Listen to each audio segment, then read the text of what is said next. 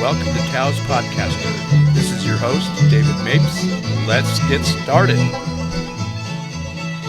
Founded in 1994, LGBT History Month is an annual month-long observance of lesbian, gay, bisexual, and transgender history and related civil rights movements.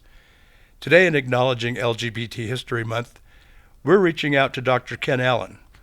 Dr. Allen provides global consultation for psychology research studies.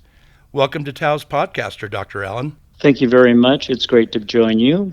So, Dr. Allen, people believe that a person's sexuality is a choice or a preference, when biology usually determines a person's sexuality, and we have nothing to say about how we were born. Will you speak to that? Yes, the LGBT community has faced a long history of horrible discrimination. Throughout history, there have been same-sex people. There have been cultures that have looked at intersex or gender fluid folks. And it is based on who you are, who you were born as.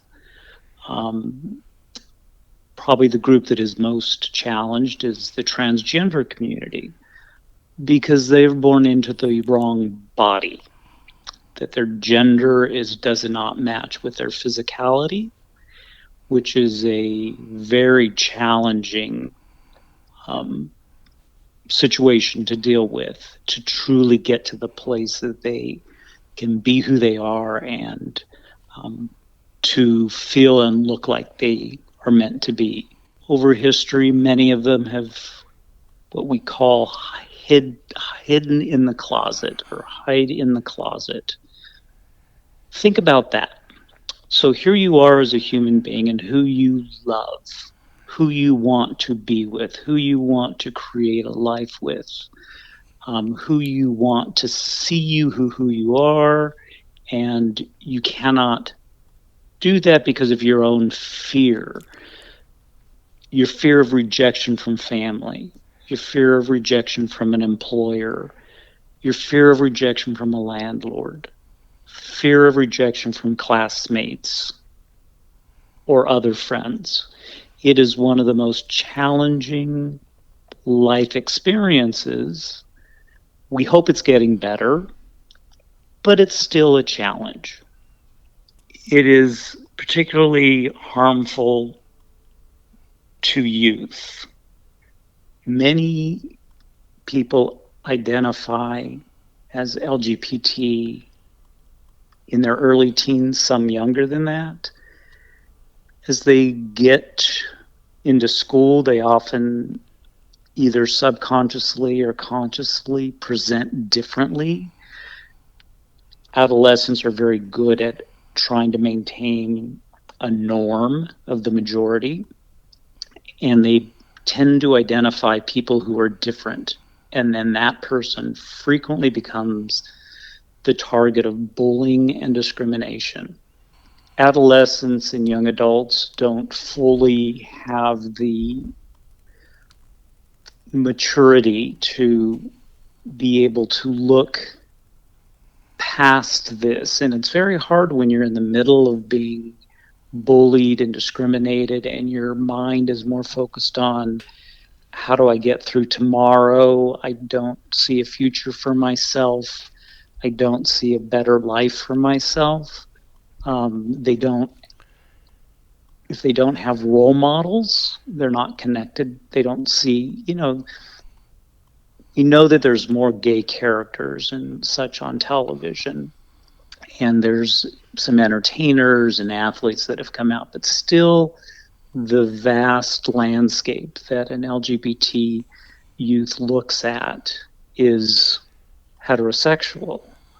So not being able to create a healthy vision for themselves, and if they're sort of stuck in this abuse, and bullying is just, I've seen it, I've experienced it.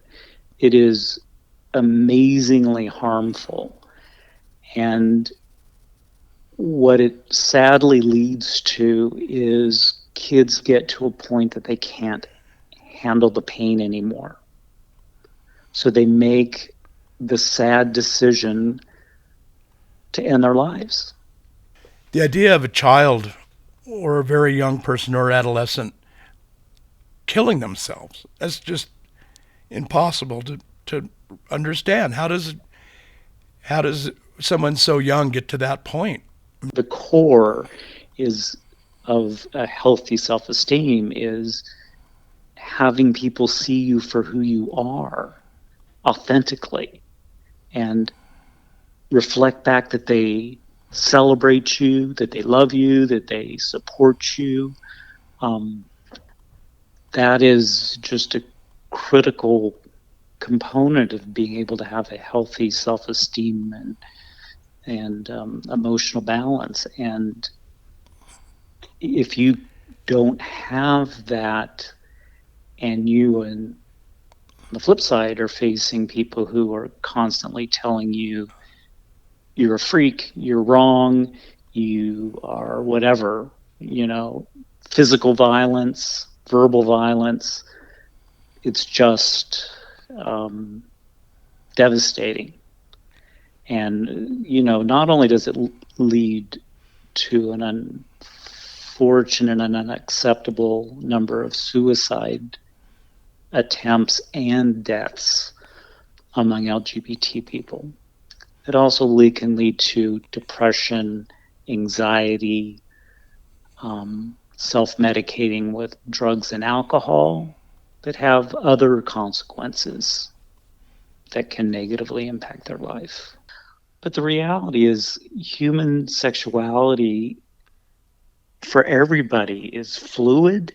There are folks who, as you said, don't live like Ozzie and Harriet.